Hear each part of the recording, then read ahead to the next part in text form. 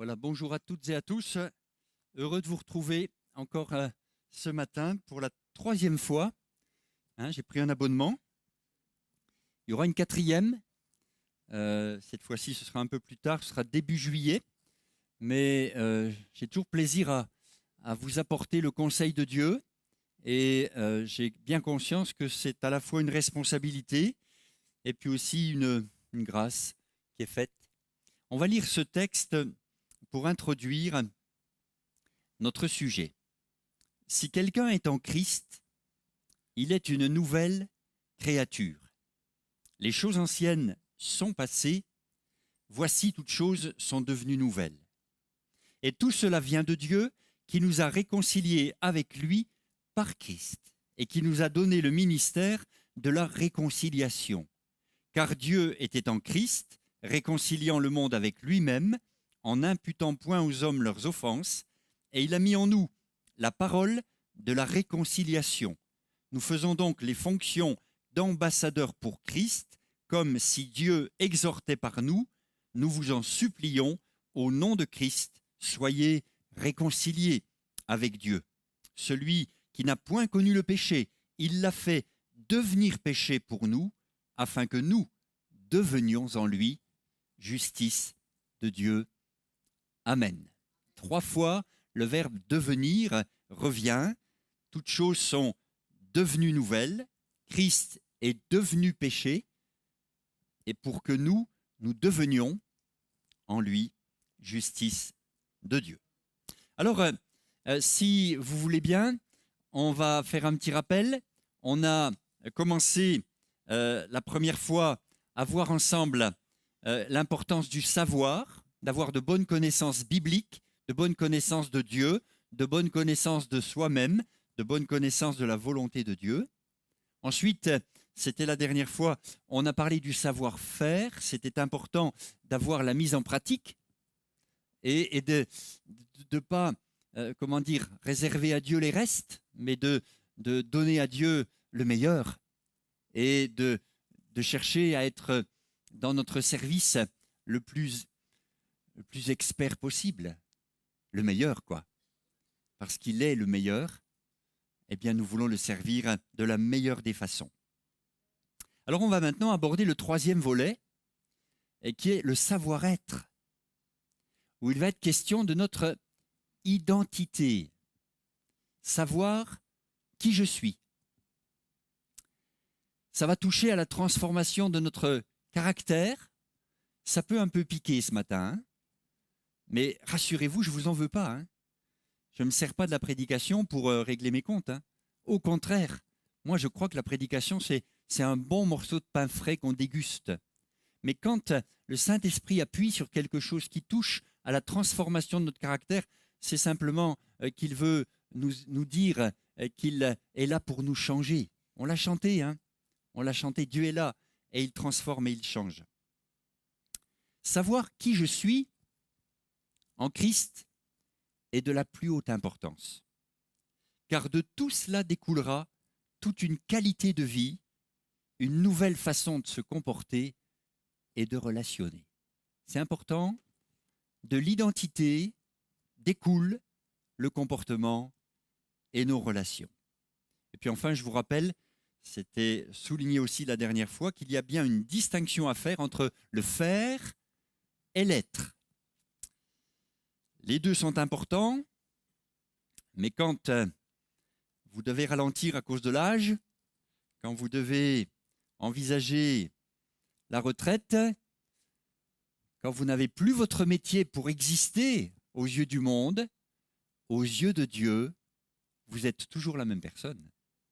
Il vous aime et il vous dit tu es mon enfant. Non pas en fonction de ce que tu as fait, de bien ou de mal d'ailleurs, mais parce que tu es mon enfant. Dieu, qui s'appelle « Je suis », nous dit aussi abondamment dans sa parole, et on va le voir, que tu es. Et on va pouvoir le confesser. Alors pour commencer, vous avez compris mon petit côté enseignant, je vais vous donner quelques définitions. Celle du dictionnaire, tout d'abord. Le savoir-être c'est l'aptitude d'un individu à se comporter correctement dans une situation donnée, généralement dans ses rapports sociaux.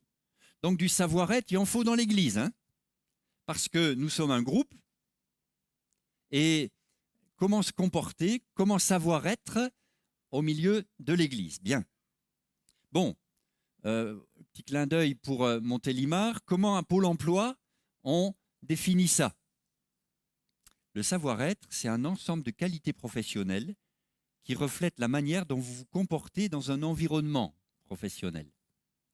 C'est beaucoup mis en avant dans les entreprises. Quels sont les savoir-être, si on écoute les entreprises? Ce sont des compétences comportementales, des qualités personnelles, par exemple la capacité d'écoute, le sens de l'initiative, du travail en équipe, etc. Ça, c'est le monde qui donne ses définitions, le dictionnaire, et je crois que c'est important d'avoir dans son entreprise un bon savoir-être. Vous pouvez être très compétent. Si vous avez un caractère impossible, votre patron, il va vous convoquer. Hein. Il y a quelque chose qui ne va pas. Hein. Tu travailles bien, mais tes collègues, ils n'en peuvent plus de toi. Comprenez? Donc, à plus forte raison, dans l'Église, moi je crois que le savoir-être a toute sa place. Alors, pour la parole de Dieu, le savoir-être se fonde sur un changement d'identité. Et ça, c'est très important. Pour la parole de Dieu, pour Dieu, tout se fonde sur un changement d'identité. Un renouvellement de l'intelligence opéré par le Saint-Esprit, une marche quotidienne dans la sanctification. On n'améliore pas la vieille nature. Vous entendez? On change de nature. Et le problème, c'est que on est une nouvelle créature, le texte qu'on a lu en introduction le rappelait. On est une nouvelle créature et on se comporte comme à l'ancienne, quoi. Vous trouvez ça normal? C'est-à-dire, je suis une nouvelle créature, mais c'est plus fort que moi, il faut que je... Donc, c'est ça qu'on va aborder ce matin. Tu es une nouvelle créature et toute la, comment dire, la pédagogie divine, toute la marche chrétienne, tout le temps que tu seras dans ce corps ici-bas, tu seras concerné par cette leçon à apprendre. Il faut que la nouvelle nature prenne plus de place et que l'ancienne cède la place. Qui est concerné? Tout le monde est concerné. Moi, le premier, je pense que c'est intéressant ce que dit la parole de Dieu par rapport à cette nouvelle identité. Alors, si quelqu'un est en Christ, il est une nouvelle créature. Et les choses anciennes sont passées. On peut passer à la diapo suivante. Nouvelle identité. On a loupé une diapo. Voilà. Regardez par exemple ce que dit Acte 1:8. Le texte dit « Vous serez », c'est le verbe être, « vous serez mes témoins ». Il n'est pas dit « vous ferez mes témoins ». Le témoignage est avant tout une question d'identité, bien avant les techniques de communication qui peuvent être utiles, mais qui ne remplaceront jamais la personne qui est témoin. Il vous est peut-être arrivé, comme à moi, que l'on vienne vous voir en disant « Mais qu'est-ce que t'as, toi? Tu n'es pas comme les autres. Tu n'es pas comme les autres. » Alors je l'ai fait un peu attendre, je ne réponds pas tout de suite. Je dis « Tu veux mon secret ?» Parce que quand l'identité est changée, ça se voit. Vous serez mes témoins. Ne vous triturez pas trop la tête à savoir comment témoigner ou qu'est-ce qu'il faut faire, qu'est-ce qu'il faut dire, machin. Soyez un témoin. Vous serez, c'est un verbe être qui fait partie de la longue liste de ce que nous sommes. Donc en résumé, le savoir-être biblique, c'est une nouvelle identité, un nouveau caractère, un nouveau comportement. Tout ça, bien sûr, les points découlent les uns des autres. C'est donc le plan qu'on va suivre ce matin. Alors j'aimerais, pour vous parler de l'identité, vous montrer quelques exemples bibliques de personnes dont l'identité n'était pas guérie. La Bible a cette facilité de nous, la Sainte Bible, hein, de nous dire des choses crûment. Hein.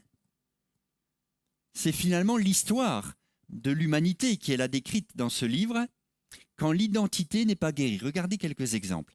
Je prends l'exemple de Caïn. Dans la Genèse, vous avez son récit. Qu'est-ce qu'on voit chez lui?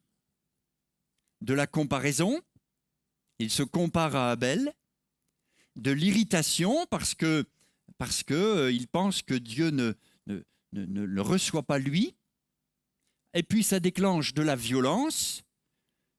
Quand on lui demande où est ton frère, il dit je ne sais pas. Suis-je le gardien de mon frère? Et puis quand il est quand même repris, discipliné, ben, il est abattu et il est dans la révolte. On a tous les fruits d'une identité qui n'est pas guérie. Et si vous trouvez chez vous quelques petites traces de ce que j'ai écrit là à l'écran, posez-vous la question de la guérison de votre identité. La nouvelle identité ne fonctionne pas comme ça. Deuxième exemple, Saül, le roi Saül, 1 Samuel 18. Qu'est-ce qu'on voit chez lui? De la crainte. Il a peur de David. Pourtant qu'un jeune berger qui est encore adolescent. Hein, et il va en faire son ennemi. Il va lui faire la guerre. Une identité non guérie est souvent dans la confrontation, dans la guerre. Une identité guérie, elle est en paix. Elle est tranquille. Regardez encore Judas dans le Nouveau Testament. Qu'est-ce qu'on voit chez lui? Il n'est pas d'accord avec Jésus. Ça commence par là. Il s'indigne quand la femme répand du parfum. Il dit, mais c'est du gâchis. On aurait dû vendre ça et donner l'argent aux pauvres, tu penses? C'était pour en mettre dans ses poches. Il y a de l'amour de l'argent. Vous avez des identités qui ne sont pas guéries et qui pensent que ça peut aller mieux quand ils en auront plein les poches. Mais moi, je peux vous dire que les choses matérielles ne guérissent pas l'identité. Et que ce n'est pas vers là que la parole de Dieu nous invite à aller. Et puis enfin, un dernier exemple, Diotrephe, dans 3 Jean, verset 9. Qu'est-ce qu'on voit chez lui? Il aime, alors là on est dans une église, hein. Il aime la première place, il tient des méchants propos, il fait usage d'autoritarisme, et ceux qui voudraient recevoir l'apôtre Jean, il leur interdit, voire il les exclut de l'église. Vous voyez, la Bible, elle dit tout, hein. J'ai des fois l'impression d'être au XXIe siècle. Voilà des identités qui ne sont pas guéries. Et on pourrait continuer la liste et faire l'étude, mais ça ne nous remonterait pas le moral, hein, parce que je commence par les mauvais exemples pour aller vers de bons exemples. Alors, si l'on veut traiter nos problèmes d'identité, et c'est là qu'on est quand même, comment dire ça, sans vous froisser, on est quand même compliqué, hein. On est quand même plein de contradictions. On peut le dimanche matin louer le Seigneur de tout son cœur, hein. Je ne mets pas en question votre sincérité, mais en fait, vivre toute la semaine ensuite en donnant la preuve que ce n'est pas la nouvelle identité qui est aux commandes, c'est l'ancienne. Alors on a des façons de traiter nos problèmes d'identité. Je vais vous en donner quelques-uns. Le premier, c'est la projection. Alors la projection, c'est quoi? Ça consiste à dire c'est pas moi, c'est l'autre. Alors c'est vieux comme le monde, parce que quand Adam et Ève mangent le fruit défendu, Adam il dit c'est pas moi, c'est la femme. La femme, elle dit c'est pas moi, c'est le serpent. Il faut toujours qu'on trouve un coupable. Il faut qu'on arrête. Il faut qu'on arrête. Et le don spirituel le rappelait bien, c'est la repentance. Et le brigand sur la croix a été sauvé parce qu'il a dit, pour moi, c'est justice. Je reçois ce que je mérite. Souviens-toi de moi quand tu viendras dans ton règne, il a été sauvé. Arrêtez de projeter sur les autres, sur le patron, sur l'épouse, le mari, les enfants, les voisins, les collègues. Arrêtez de projeter. Votre identité ne guérit pas de cette façon-là. La deuxième façon qu'on a, c'est la compensation. Alors, on rétablit la balance de nos fautes, de nos erreurs, devant Dieu et devant les hommes, en les compensant, je vais faire du bien. Par exemple, moi, quand j'avais fait une bêtise, je me mettais à faire la vaisselle. Alors, elle a compris très vite, elle a dit, qu'est-ce que tu as fait? Les maris qui font la vaisselle, c'est pas naturel. Hein. Enfin, et des fois, c'est juste pour compenser quelque chose. Mais vous savez, le balancier, on l'a tous dans la tête. Hein. Et interroger les gens aujourd'hui, non mais j'ai fait du bien. Dieu ne pourra pas m'envoyer en enfer. J'ai fait du mal. Mais non, mais j'ai fait du bien. Et on essaye toujours de compenser le mal par le bien. Ça ne marche pas comme ça. Tu es pécheur, dit la Bible. Tu as besoin de te repentir. Et tout le bien que tu as fait ne te sauvera pas. C'est le sang de Christ qui nous purifie de tout péché. Hein? Troisième façon qu'on a, vous voyez, on est compliqué quand même. Hein, le défoulement partiel. C'est le principe de la cocotte minute. La marmite à vapeur qui lâche la pression quand il y en a de trop. On évacue le trop-plein pour être soulagé. Autrement dit, on confesse partiellement les choses et comme la pression diminue, on dit bon, ça y est, c'est bon. Alors, je vous raconte une petite anecdote qui est rigolote. Un contribuable a fraudé dans le fisc dans sa déclaration d'impôt. Et puis, sa conscience le travail, il est troublé, alors il envoie un chèque à son percepteur en ajoutant à la fin de la lettre « Si je dors pas mieux, je vous enverrai le reste ».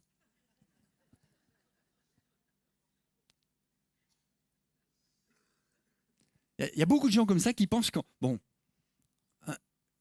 me défoule partiellement, je lâche un peu la pression. Mais si vous ne coupez pas le gaz, si vous ne coupez pas le feu sous la cocotte, la pression reviendra. Et vous avez comme ça des vies chrétiennes un peu montagnes russes, suivant que la cocotte minute, excusez-moi de vous comparer à une cocotte minute, hein, mais des fois l'intérieur est sous pression, alors on lâche un peu quelque chose et puis ça va mieux, puis on va continuer. Non, non, non, non, non, non, ce matin ça pique un peu, mais il faut qu'on aille au fond des choses. Quatrième, vraiment on est doué pour l'euphémisme. L'euphémisme, c'est l'adoucissement d'une expression qu'on juge trop dure par l'emploi d'un mot plus favorable. Je m'explique. Un vol devient un emprunt. Un mensonge devient une exagération. L'adultère devient une liaison. Vous voyez, on remplace les mots. C'est de l'euphémisme. Mes fautes, oh, c'est dû à ma nature, à mon caractère. Mes erreurs, bon ben, non. La Bible dit, je t'ai fait connaître mon péché. Et tant qu'on n'en vient pas là, à être vrai devant Dieu et à ne pas utiliser d'euphémisme, d'adoucissement, la sanction, de toute façon, tombera. Le salaire du péché, c'est la mort. Et là, il n'y a pas d'euphémisme. Jésus n'a pas utilisé des mots plus doux pour avoir plus de monde. Il a dit les choses.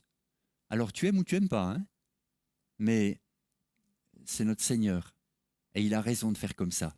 Parce que le plus grand des services qu'il nous rende, c'est de nous dire la vérité sur nous-mêmes. Pas vrai? On pourrait encore ajouter, et c'est très français ça, la rationalisation. On raisonne. On a des raisons convaincantes pour justifier les choses et on a, comment dire, je mens, mais c'est pour mon bien, c'est pour le bien. C'est un pieux mensonge. Voilà. D'accord? J'ai de saintes colères. Voilà. On met des adjectifs. Arrêtons de rationaliser écoutons comment nous parle la parole de Dieu. On a péché, on a besoin de se repentir, et on a besoin, et on va y venir, de naître de nouveau, d'une nouvelle identité qui va nous installer dans une autre façon de vivre. Et puis enfin, la dernière, qui est peut-être la plus dangereuse, c'est le refoulement. Vous entendez quelque chose, par exemple ce matin, qui vient vous chercher très loin au fond de vous, et vous dites « Oh là là, mais j'avais mis ça dans un placard, moi. Mais qu'est-ce qu'il a ce matin à ouvrir les placards ?» et donc, on ouvre le placard et les choses apparaissent et vous avez envie de refermer. Le refoulement est une bombe à retardement qui, un jour ou l'autre, va vous exploser à la figure. Le refoulement n'est pas la bonne façon de guérir nos problèmes d'identité. Alors, pour avancer, j'ai beaucoup de choses à vous partager. Je suis encore là à 14h30 normalement. Non. On a dans la parole de Dieu des pas à faire vers la guérison de notre identité. Je les cite rapidement. Faites face à vos problèmes. Ne les évitez pas. Je l'ai déjà dit, ce que tu fuis te poursuit. Mais si tu fais face, ça s'efface. Il faut faire face.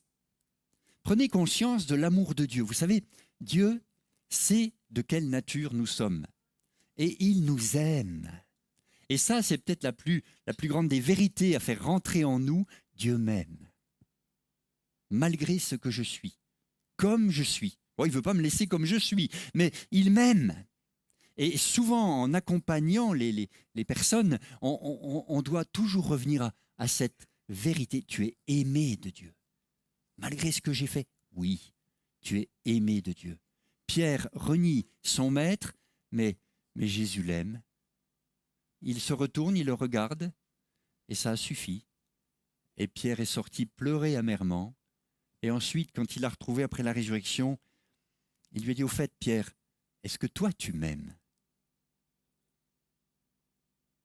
C'est d'une force incroyable. Prenez aussi conscience que Dieu est présent partout et toujours. Il n'est pas seulement présent le dimanche matin pendant 2 heures, il est là dans ta voiture, il est là dans ton appartement, il est là à ton travail, il est là partout et toujours. C'est important de se baigner de la présence de Dieu. On a trop souvent isolé la présence de Dieu dans un bâtiment en disant « je vais à l'église ». Une orthophoniste demandait à quelqu'un récemment, dans les exercices à faire, c'est quoi l'église ? Alors il y avait les réponses. Et la réponse, c'était dans l'esprit, c'était un bâtiment. Eh bien, c'est pas un bâtiment. Nous sommes l'église quand nous sommes dispersés dans nos sphères d'activité de la semaine. Puis nous sommes l'église quand nous sommes rassemblés. Mais ce bâtiment, à la limite, il est neutre. Et c'est les pierres vivantes qui constituent l'église et Dieu est présent. Tournez vos regards vers Jésus.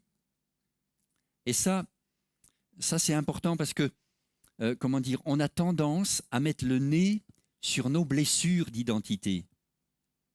Mais voilà ce qui est arrivé, voilà ce qui ne va pas, voilà ce que j'arrive pas à changer et on a le nez dessus.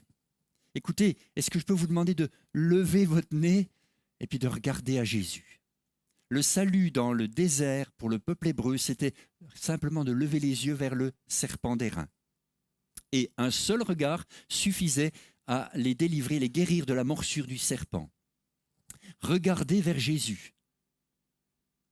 On a trop tendance à être focalisé sur nos blessures. Écoutez ce que Jésus vous dit. Parce que quand on tourne ses regards vers lui, il va nous parler. Et peut-être qu'une des choses qu'il va vous dire, et je le souligne en dernier point, c'est pardonner. Ce serait tout un sujet, mais je vais juste vous faire comprendre que on sort d'un état de maladie, d'une identité malade, vers une identité nouvelle, guérie. Et je ne connais pas grand monde, je connais personne qui n'ait pas eu à passer par l'étape du pardon. Alors, peut-être ce serait intéressant, rapidement, même si certains peut-être le connaissent parce que c'est enseigné dans les facs de médecine ou à l'école d'infirmière, regardez comment se fait le processus du pardon ou encore du deuil, c'est la même chose. Regardez ce petit tableau. Quand quelque chose arrive, que ce soit un deuil ou que ce soit une blessure, on est sous le choc, on est vraiment impacté. On va ensuite vivre un moment de colère, mais c'est complètement normal. On est en colère. Et puis, vient l'étape du marchandage où on se débat avec la culpabilité, si j'avais pas fait comme ça, si j'avais fait autrement, les vains regrets. Et puis, on peut tout à fait connaître la phase dépression où on va être seul, se sentir désespéré, sans aide, déçu, jusqu'à ce que on arrive enfin à la phase acceptation où on pardonne et on va de l'avant. Ton identité nouvelle va être combattue, va être agressée, va être mal vue par le diable d'abord, et puis par aussi des gens qui ne sont pas chrétiens. Il va vouloir nuire à cette identité que tu as reçue de Christ. Et c'est tout un combat pour vraiment rester une nouvelle identité, rester une nouvelle personne et ne pas basculer dans l'amertume. Surtout que l'Église est peut-être le lieu où on attend le plus de bienveillance, le plus d'amour fraternel. Et quand c'est un frère ou c'est une sœur, voire même des fois un pasteur, un responsable qui nous blesse, quoi ? Dans le monde peut-être, mais pas à l'Église quand même. Et là, vous avez un vrai combat qui s'engage. Faites très attention. Votre identité doit, spirituelle, hein, votre nouvelle identité doit passer au travers de tout ça. C'est pas facile, mais c'est possible. Et quand on regarde comment le Seigneur a répondu à ses disciples qui lui demandaient combien de fois on doit pardonner ? Est-ce que ça va être jusqu'à 7 fois pour eux ? C'était vraiment le summum. Il va répondre pas 7 fois, mais 70 fois 7 fois. Regardez encore comment ce sont un petit peu des outils. On est un peu dans la boîte à outils là. Regardez comment ça se passe quand la confiance est brisée. Nous, on est né pour faire confiance. Moi, j'étais toujours admiratif de mon gamin qui, je le mettais sur la table ou sur une commode ou sur un meuble et puis je lui tendais les bras, il se jetait dans le vide. Il ne se posait pas la question, est-ce que papa va me laisser tomber ? Il avait une confiance absolue. C'est beau, hein ? L'enfant qui fait confiance et qui se jette. Alors il y a un moment d'apesanteur où il éclatait de rire parce que ça lui faisait des choses dans le ventre, je sais pas, tout à coup la pression. Mais papa était là. Soyez comme des enfants. Et la confiance, souvent, elle a été bien entamée, elle a été bien cassée. Alors quand les besoins ne sont pas comblés, si on peut commencer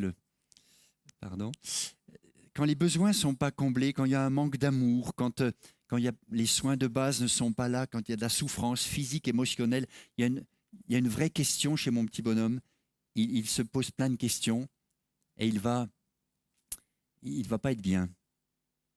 Il va éprouver de la rage, c'est-à-dire de la peur, de l'anxiété, de la colère, de l'impuissance, parce qu'il ne peut rien changer, du désespoir, de la dépression. Et puis, comme il faut qu'il se protège, il va élever un mur qu'on appelle le mur du rejet. Vous avez des tas d'identités qui sont derrière des murs. Ils l'ont mis en place pour se détacher des gens, parce que les gens, ça blesse. Alors ils se détachent des gens. Ils ne font pas confiance. Ils ne ressentent rien. Ils ne parlent pas. Ils adoptent un comportement passif ou agressif, suivant le cas. Et puis en fait, ils développent une personnalité, une identité de survie. Ils sont derrière un mur qui était censé les protéger, et maintenant ils sont en prison. Ah, ils sont tranquilles, hein? Mais quand vous les approchez, c'est le mur que vous avez. Et vous n'arrivez pas à atteindre leur cœur. Je ne dis pas ça pour condamner quelqu'un. Je dis ça pour expliquer que quand la confiance est brisée, l'identité ne peut plus fonctionner correctement. Alors derrière le mur, parce que le cycle continue, derrière le mur, le petit bonhomme, il veut survivre. Il va, comme il a besoin de personne, il va essayer l'autosatisfaction. C'est là que des choses apparaissent pour combler nos besoins. On va chercher à attirer l'attention, on s'en va vers une sexualité débridée, on se venge sur la nourriture, le sucre, l'alcool, la drogue, le tabac, la réussite, le travail, alcoolique du travail, le matérialisme, hein, voiture, maison, vêtements, argent, les compliments, le besoin d'approbation. On est dans l'autosatisfaction. C'est là que prennent place les addictions les plus sévères. Attention, une identité brisée, une identité non guérie, une identité qui a besoin vraiment d'être restaurée, souvent, elle s'est enfermée et intérieurement. Ce n'est pas avouable ici, et je ne vous demanderai pas de l'avouer en public, mais dans votre cœur, vous savez très bien que quand vous souffrez, vous cherchez un anesthésiant. Et vos anesthésiants favoris, il y en a une liste ici. Et il vous soulage juste un moment. Mais une fois que l'effet est passé, il faut en reprendre une dose. Et des fois une dose plus forte encore.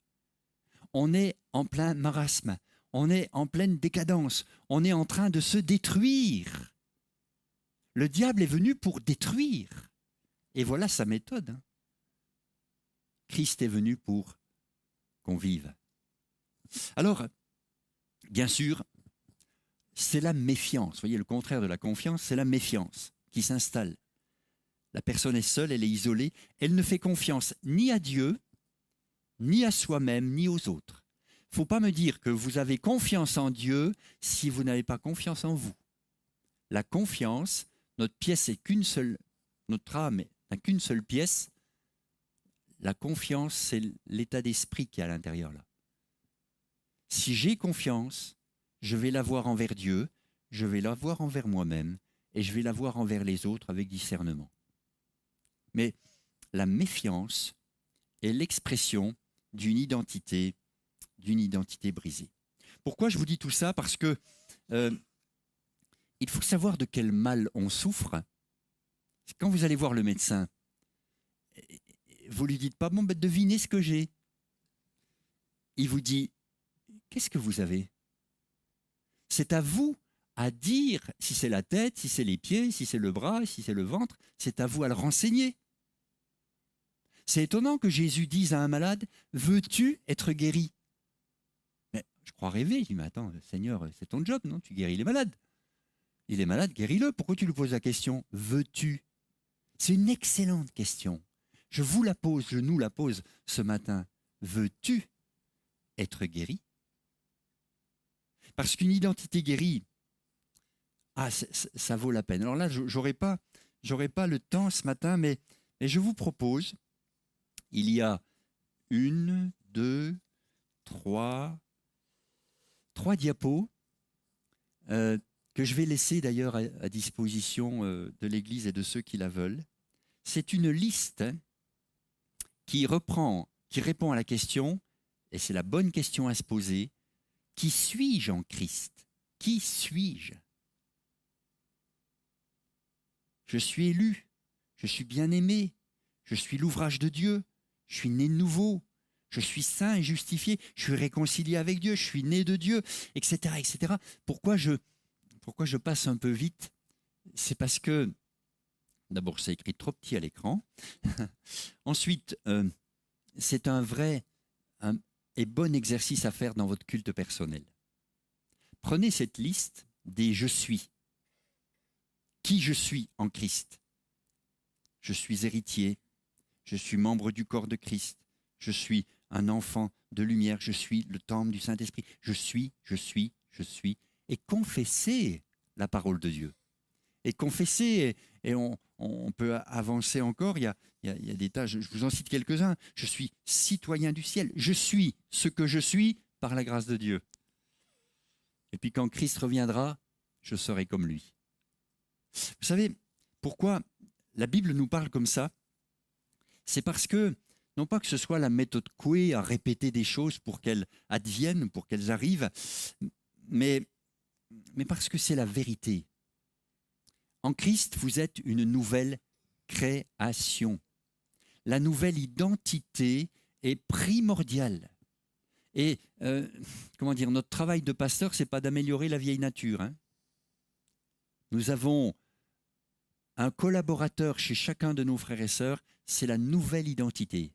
Je m'adresse à l'homme spirituel, à la femme spirituelle que Dieu a créée en toi. Et c'est cette personne-là en toi, cette identité-là en toi que j'aimerais nourrir, que j'aimerais encourager, que j'aimerais favoriser pour que tu puisses dire « mais je ne suis pas comme ça, je suis en Christ, je suis ceci, je suis cela ». Prenez position. Je connais un cher frère qui était dans l'occultisme jusqu'au... Familialement, c'était toute la famille. Sa mère était sorcière, les clients passaient à la maison et dans la maison, les meubles bougeaient, les trucs volaient. Enfin, je veux dire, c'était terrible. Il ne dormait pas. Il était complètement pris dans ces ténèbres-là. L'évangile arrive dans cette famille. Et il se convertit. Et il me racontait qu'il a été tout un temps dans le combat à dire à l'adversaire qui revenait réclamer ses droits. Je suis une nouvelle créature.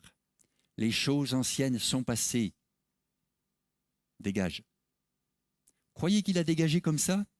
Non. Il a fallu insister, il a fallu prendre position jusqu'à ce que l'ennemi cède. Et pour prendre position, on n'a pas n'importe quoi à dire, on a la parole de Dieu à dire. Est-ce que je vous ai donné la liste, toute la liste que je vous ai donnée, c'est la parole de Dieu.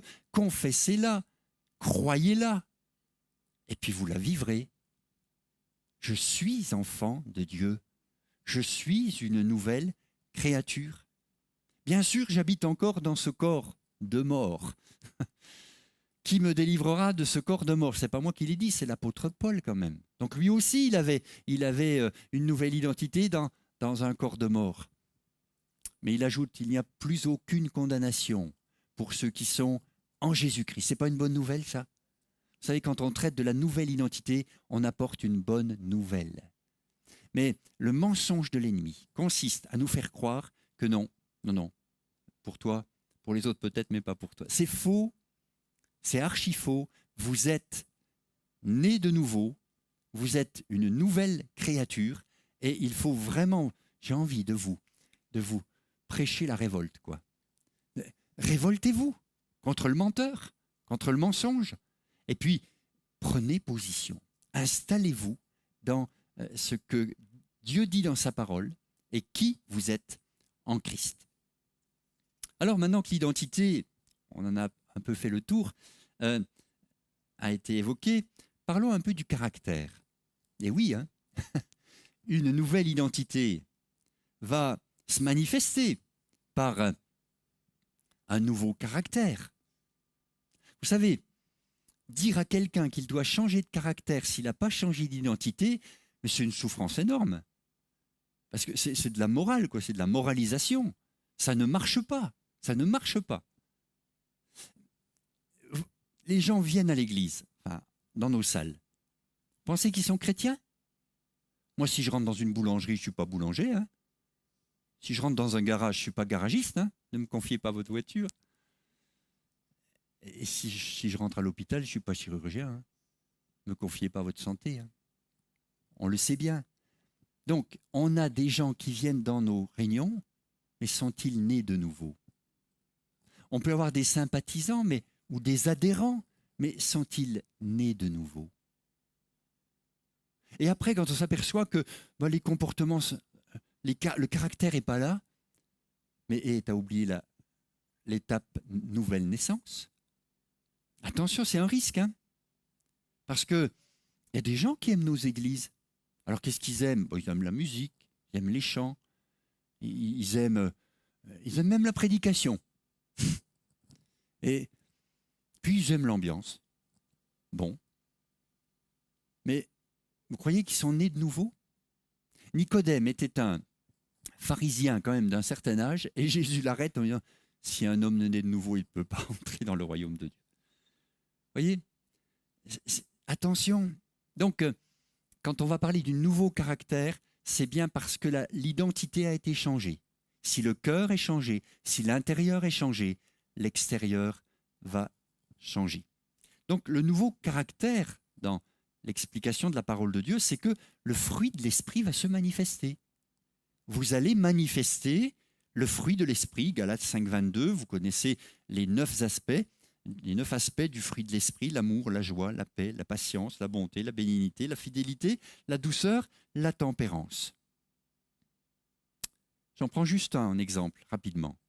La douceur. La douceur, vous en aurez besoin pour recevoir la parole de Dieu. Vous en aurez besoin pour marcher dans votre vie chrétienne, se revêtir de douceur. Vous en aurez besoin dans votre service, avoir un esprit doux. On en a même besoin dans l'exercice de la discipline, redresser avec douceur. Et quand on témoigne et que les gens sont un petit peu agressifs, répondez avec douceur. Vous savez, quand le fruit de l'esprit se manifeste, ça c'est le nouveau caractère. Mais si vous m'aviez connu avant, j'étais tout sauf doux. Ceux qui m'ont connu, mes frères et sœurs qui m'ont connu à l'époque, aiment à raconter ce que j'étais. Non pas pour m'accuser, parce que moi c'est réglé. Hein. Je sais qui j'étais, d'où je viens, et je sais ce qu'il a fait en moi et ce que je suis devenu. Mais n'oublions jamais d'où on est venu. Hein. Et voyons pour glorifier le Seigneur toute l'œuvre qu'il a fait en nous. Et cette œuvre n'est pas finie. Et le fruit de l'esprit veut encore se manifester. Donc quand on parle de nouveau caractère, on parle de l'action du Saint-Esprit en nous. Le Saint-Esprit est un ami, est quelqu'un qui te veut du bien, qui veut t'aider dans ta marche de tous les jours à manifester ce nouveau caractère. Et si tu veux bien en parler avec quelqu'un de confiance, tu sais, hein, cette année, j'ai ce chantier en cours. Hein. Est-ce que tu pourrais prier pour moi? Est-ce que tu pourrais m'accompagner? Est-ce que quand ça ne va pas, je pourrais t'en parler pour qu'on puisse prier ensemble? Est-ce que tu veux bien m'accompagner un petit peu? C'est génial. Parce que l'autre, en général, il dit, ben moi aussi, hein, j'ai un petit problème de caractère. Et chacun va échanger. Et ainsi, on va s'accompagner mutuellement et on va manifester le fruit de l'esprit. Donc, j'ai besoin de changer. Alors, je ne sais pas si vous pouvez le dire dans votre cœur ou le dire tout fort, mais on a tous besoin de changer, pas vrai? Notre identité a été changée. Elle est là comme un germe et elle a besoin de s'épanouir. Le caractère a besoin de changer. La transformation sera continuelle.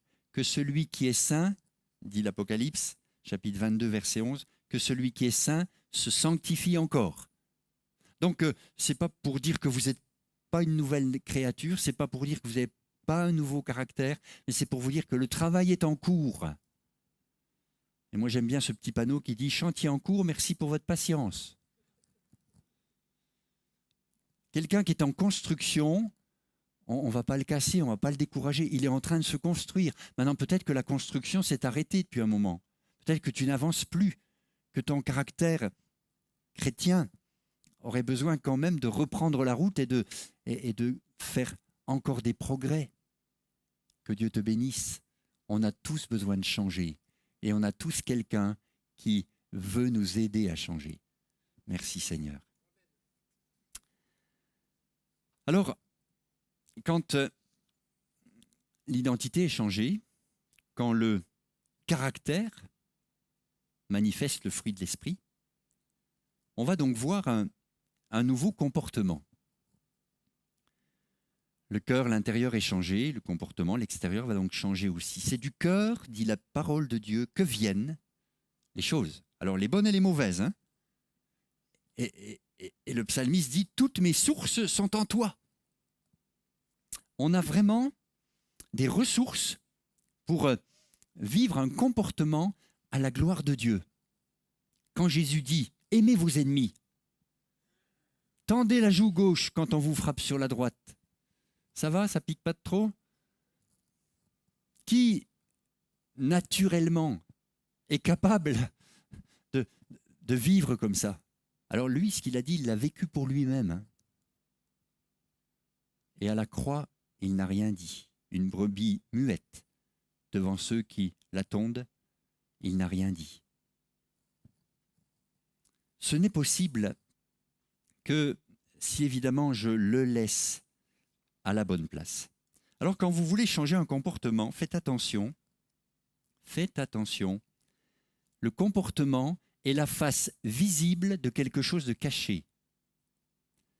Quand on veut ôter des mauvaises herbes, si vous ne faites que passer la tondeuse, vous aurez une pelouse, mais la racine n'étant pas ôtée, un peu de pluie, un peu de soleil, et ça repousse. Il faut remonter aux racines. Quand on veut changer le comportement, il faut aller voir ce qu'il y a en dessous du comportement. Et dire à quelqu'un, mais arrête de fumer. Mais vous ne l'aidez pas. Vous lui faites la morale, vous vous placez au-dessus, vous le jugez, vous ne l'encouragez pas. Par contre, lui dire, qu'est-ce qu'il y a derrière? Qu'est-ce qu'il y a derrière ce besoin? Je voudrais t'encourager, je ne voudrais pas te condamner, mais juste te faire comprendre que tu es en train d'anesthésier quelque chose qui peut-être te fait mal, c'est du stress, c'est je ne sais pas quoi, mais est-ce qu'on pourrait remonter aux racines? Trop souvent, nous commettons l'erreur de pointer le mauvais comportement chez le pécheur, alors qu'il nous faut poser la question de pourquoi se comporte-t-il ainsi? Vous avez même des chrétiens dans des églises évangéliques que quand ils voient arriver quelqu'un qui est un converti, quoi, ils voudraient que tout de suite il ait les cheveux coupés, il sente bon, il soit bien habillé. Ça a pris combien de temps chez vous? Alors donnez-lui un peu de temps. Hein. Je connais un pasteur qui a résisté à son église parce que toute une bande de drogués était arrivée. Alors il y en avait un, il avait le chien sur les genoux. L'autre, il avait des poux. Et tous, ils avaient des cheveux longs et ils ne sentaient pas bon. Des vêtements crasseux. Ils venaient écouter l'évangile. Les chrétiens se levaient de leur chaise et allaient s'asseoir avec un périmètre sanitaire autour d'eux. Quel accueil! Écoutez, je vais quand même vous le dire, mais récemment, dans une église où j'étais pasteur, un couple est arrivé à la réunion d'évangélisation. C'était un drôle de couple, c'était 2 hommes. Aïe. La chrétienne m'avait dit, hein, bon, j'invite mes voisins, mais je te préviens, ils sont homos. Hein. Ok, je dis, bah écoute, je crois qu'ils ont autant besoin que tout le monde d'entendre l'évangile.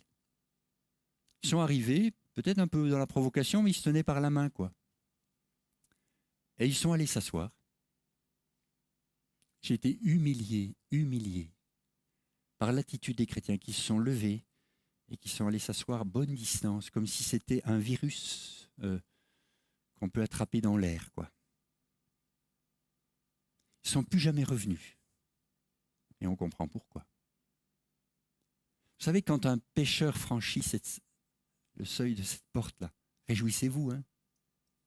Et puis, ne pointez pas son comportement mauvais en disant « Yaka, tu devrais, il faudrait… Hein » Vous connaissez le grand Yaka. Hein, ça ne marche pas. L'évangile, ce n'est pas de la morale. La nouvelle naissance, c'est autre chose. Ça suit la repentance. Et puis Dieu nous fait naître de nouveau. Nous, notre part, c'est la repentance. Sa part à lui, c'est la nouvelle naissance. Il nous fait naître de nouveau. Ça y est, tu es une nouvelle créature. Alors dans cette église où il y avait tous les drogués qui étaient arrivés, eh ben, le pasteur, il a tenu bon pour eux. Il y a des gens qui ont quitté l'église. C'était le monde qui rentrait dans l'église. Ben oui, bien sûr, il faut que le monde rentre dans l'église quand même, non? Seigneur, envoie-nous du monde. Ben, quand le monde arrive, il arrive avec son état d'esprit, il arrive avec ses... C'est pas à nous à fuir, c'est à nous à accueillir. Ah oui, il y en a, ils ont quitté l'église. Et bien parmi ces 7 ou 8 drogués, j'en connais 4 ou 5 qui sont pasteurs. Alors vous voyez, quand on voit quelqu'un qui est en devenir, voyez ce qu'il va devenir. Ne voyez pas ce qu'il est aujourd'hui. Parce que, on le sait, hein, l'essentiel est invisible pour les yeux. Ça, c'est Saint-Exupéry, hein, le petit prince. Jésus a dit, la Bible dit que Dieu ne regarde pas à l'apparence, il regarde au cœur. Et ces 7 ou 8 drogués, ils avaient une faim de la parole. Il a fait une étude biblique spéciale pour eux. Ils avaient leur réunion et devant la Bible. Et tout à coup, les cheveux sont raccourcis, la toilette était là, les poux sont partis et ça sentait bon dans la pièce. Qui fait ça? Jamais, à aucun moment, on a dit « mais il faut que tu ailles te laver ». C'est blessant, vous voyez, mais c'est le Seigneur qui le fait. Le comportement doit remonter, le changement de comportement doit remonter aux racines. Proverbe 23, verset 7 dit ceci, c'est la version Darby, « Car comme il a pensé dans son âme, tel il est. » Second dit ceci, « Car il est tel que sont les pensées dans son âme. » On se comporte comme on pense qu'il faut se comporter. Si nos pensées, nos croyances sont fausses, elles vont produire un comportement faux. Si nos pensées sont vraies, elles vont produire un comportement juste. Donc, quand vous voulez changer de comportement, changez vos croyances. J'ai un petit tableau ici, rapidement je vous le lis. Les vraies croyances, parce qu'il faut apprendre à discerner entre les vraies et les fausses croyances, comment les distinguer. Les vraies croyances sont fondées sur la parole de Dieu, la vérité. Elles affirment la valeur de la personne, elles produisent la croissance de l'individu, elles sont prouvées vraies par des expériences de vie édifiantes pour nous et pour autrui, elles produisent des relations sûres et saines, elles génèrent la paix et la confiance. Ça, c'est les vraies croyances. Les fausses sont fondées sur la peur, générée par des pertes ou des souffrances, rabaissent, diminuent la valeur de l'individu, bloquent la croissance de l'individu, sont prouvées fausses par des comportements destructeurs et défensifs, des relations douloureuses, aboutissent à la séparation, à l'isolement, génèrent l'anxiété et l'épuisement. Excusez la rapidité du propos, mais voici un petit tableau que vous pouvez reprendre et regarder où vous en êtes. Si vous notez pas la racine, s'il y a une fausse croyance, s'il y a une fausse pensée, vous vous comportez tel que la pensée est dans votre âme. Il faut vérifier que cette pensée soit bonne, sinon votre comportement va pas être bon. Vous savez qu'on a une culture d'église. Ça n'a rien de doctrinal, cette culture d'église. On a toujours fait comme ça c'est la pensée, la croyance, que c'est comme ça. Mais je pense que si Jésus venait dans certaines de nos réunions, il dirait, mais qu'est-ce que vous faites là? Jésus, on fait la réunion, quoi. Et vous savez, dans ma religion avant, je savais à quelle heure il fallait se lever, qu'est-ce qui allait se passer. C'était... Il ne faut pas que ce soit comme ça au milieu de nous. Il faut qu'il y ait une vie de l'esprit, une liberté. Il faut qu'il y ait quelque chose de vrai, quoi. Jésus est rentré dans le temple et dit, mais c'était une maison de prière, vous en avez fait une caverne de voleurs, et puis ça c'est mal fini. Hein. Que Dieu nous aide. Parce que des fausses croyances, il y en a toute une liste. Je vous la laisse aussi en méditation pour vous à la maison. Mais quand on pense qu'on a besoin de personne, quand on veut faire confiance à personne, quand on pense que quelque chose de mauvais va m'arriver si je n'ai pas le contrôle, quand on pense qu'on est supérieur ou inférieur aux autres, quand on pense que si on se montre vulnérable, on va être blessé, quand on pense qu'on ne vaut rien, qu'on est stupide, qu'on a... Non, il ne faut pas dire amen. Qu'on n'a aucune valeur, c'est l'inverse, d'accord? C'est la preuve par l'inverse. Je ne peux pas affronter la vie sans médicaments, j'ai besoin d'être nécessaire. Les règles ne s'appliquent pas à moi. Ma valeur est fondée sur ma performance. Demander de l'aide est un signe de faiblesse. Enfin, j'en ai sélectionné, il y en a des listes et des listes, des petites phrases qui sont là et qui sont comme vos vérités dans la tête. Et vous vous comportez en fonction de ces vérités que vous avez dans la tête. Attention, ce sont des fausses croyances qui amènent un faux comportement. Il me faut terminer et vous libérer. On va conclure. Le savoir-être chrétien, c'est possible, grâce à une nouvelle identité qui est le fruit de notre nouvelle naissance et de l'action de Dieu en nous. Un nouveau caractère qui découle de notre nouvelle identité et du fruit du Saint-Esprit en nous. Et un nouveau comportement parce que la vérité a pris place en nous et porte ainsi du fruit. Je pense, que c'est facile à comprendre. Je ne pense pas que c'est passé au-dessus des têtes. Je vous ai bien regardé, vous étiez attentifs et je vous en remercie. Vous savez que c'est vrai. Au fond de vous, vous savez que c'est vrai. Ne vous découragez pas devant le chantier en cours. Souvenez-vous du chantier de cette salle, combien de temps ça vous a pris? Ça vous a pris un certain temps. Mais regardez le résultat. Pour notre âme, il y a des gravats à sortir, il y a des choses à évacuer, il y a des choses à faire venir, à installer. Il y a vraiment quelque chose de beau là que le Saint-Esprit veut faire. Est-ce que vous êtes candidat au changement? Est-ce que vous voulez que cette nouvelle identité, vraiment prenne la place et puis que votre caractère, votre comportement en soit impacté et changé? On peut prier le Seigneur ensemble? Merci Seigneur. Tu es bon. Seigneur, tu es merveilleux. On ne pouvait pas changer par nous-mêmes. On ne pouvait rien faire de nous-mêmes. Mais tu es venu à notre secours. Tu as vu notre détresse. Tu as vu nos larmes, notre repentance, notre désir de changer alors qu'on ne pouvait pas par nous-mêmes. Et tu es venu commencer ton œuvre en nous. Merci pour cette nouvelle naissance. On ne pouvait pas naître de nouveau. C'est toi qui l'as fait. Merci pour la nouvelle personne que nous sommes maintenant. Seigneur, aide-nous à ce que cette nouvelle personne grandisse, s'épanouisse, prenne la place, de plus en plus, de ressembler Jésus. C'est ce que nous voulons. Merci de bénir chacun de mes frères et sœurs et que ce matin, ce qui a été apporté puisse vraiment germer, porter du fruit dans la bonne terre des cœurs, au nom de Jésus. Amen.